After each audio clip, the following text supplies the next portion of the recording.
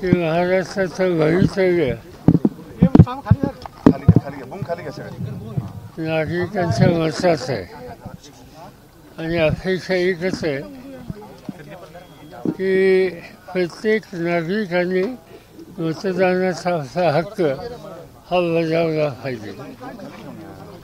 मध्यंतरी लोकसभेची निवडणूक झाली त्यावेळी महाराष्ट्राचं मतदान 67% 67% आसपास होतं आणि नॉर्थ ईस्टमधली लहान लहान राज्य ही 70, 75, 80% सुद्धा पुढे गेली.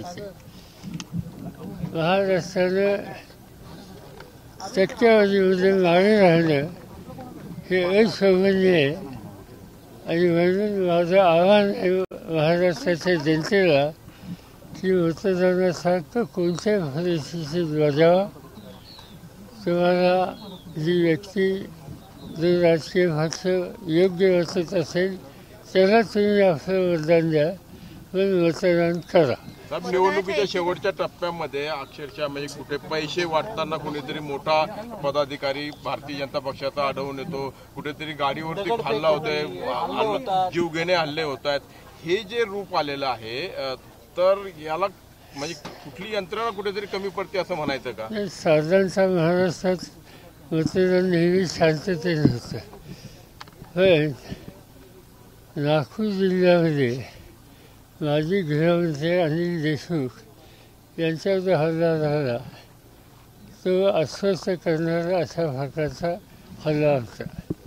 असे प्रकार सहसा म्हणजे कुठं छोटे मोठे कटकटी होतच नाही असं नाही पण यावेळी थोडंसं त्या जादा दिसल्या पुन्हा त्या होऊ नयेत अशीच अपेक्षा. दिल्लीमध्ये आणि त्या प्रेस कॉन्फरन्समध्ये प्रक्रिया पार पडलेली आहे आणि नावाच्या ऑडिओ क्लिप्स घेऊन त्यांच्यावरती बिटकॉइनच्या संदर्भानं पैसे मागितल्याचा आरोप एक IPS झाले पण जॉईन न झालेले IPS आहेत जे बडतर्फ झाल्यानंतर त्यांनी केलेले होते ते आताही पुण्यामध्ये पत्रकार परिषद करतात. जी व्यक्ती एक महिने तुरुंगात होती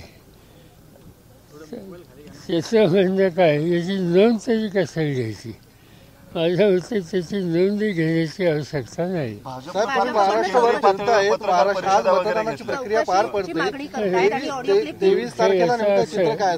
भाजप आणि त्यांचं एकंदरीत सगळ्या कॅम्पेनकडं बघायचा दृष्टिकोन किती खालच्या पातळीचा आहे हे स्पष्ट होतंय.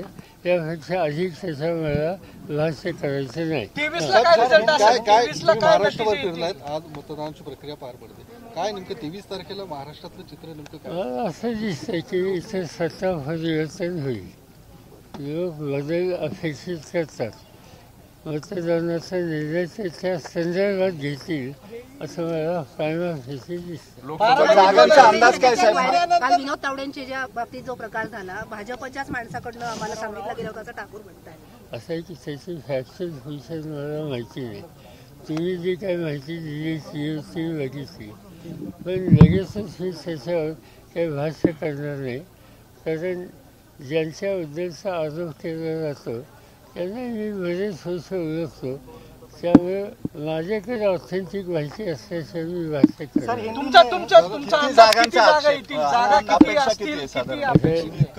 मी काही ज्योतिषी नाही पण मला सीट असं दिसतंय की बहुमत मिळावं.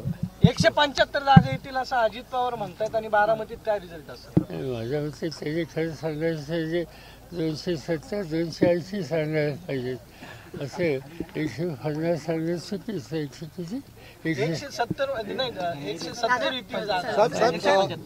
अजित पवारांच्या सांगता सभेमध्ये आशाताई पवार उपस्थित होत्या. त्यांनी एक पत्र सुद्धा त्या ठिकाणी वाचून दाखवलं ज्यामध्ये अजित पवारांवरती अन्याय झालाय त्यांनी खूप सहन केलं असं त्या पत्रात. असं माहिती अन्याय काय झाला म्हणजे उपमुख्यमंत्री ते आहेत सत्ता त्यांच्या हातात आहे. हे चौथ्यांदा उपमुख्यमंत्री झाले. योगेंद्र पवार हा तर तरुण मुलगा उभा आहे तो कशातच काही नाही त्यामुळे अन्याय कसा झाला कोणाकडे. तुम्ही सुप्रिया सुळेंवरती अन्याय केला का? मग कशासाठी? कारण त्यांना तुम्ही पद दिले नाही, त्यांना तुम्ही मुख्यमंत्री बनवलं नाही, त्यांना तुम्ही म्हणजे आता रेवंत रेड्डी सुद्धा पुण्यामध्ये काल बोलताना असं म्हटलं की शरद पवारांनी सुप्रिया सुळेंना कधीच मंत्रीपद दिलं नाही, जे अजित पवारांना कायम दिलं. ते सुप्रिया सुळेंना बारामतीकरांनी चौथ्यांदा संसदेत वाचवलं याच्यातलं समाधान आहे. म्हणजे तुमच्याकडे लाडका पुतण्या योजना होती. अजित पवार असं म्हणाले की चौकशी व्हायला पाहिजे, आवाज ओळखतो तो आवाज माझ्या नाना पटोले यांचा आवाज आहे, त्या असं अजित पवार म्हणतात. असं आहे की आपण कोणत्या पातळीवर जावं त्याचे चाचणी सुद्धा पाहिले जात नाही, याचंही लक्षण आहे.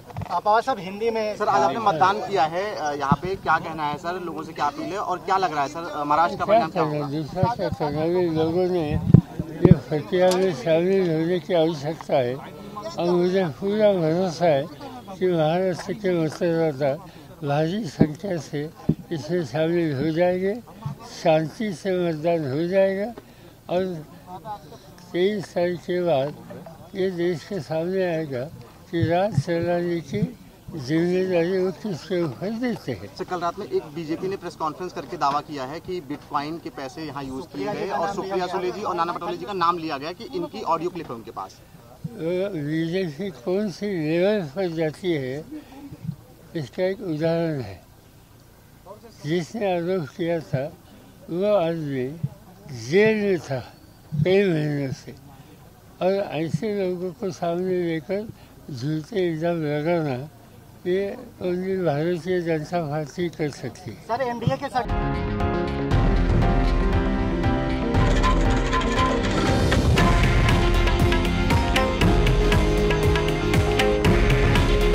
हे आहे देशातील नंबर 1 न्यूज नेटवर्क आणि आपण पाहत आहात TV9 मराठी. काळजी तुमची, हित महाराष्ट्राचं.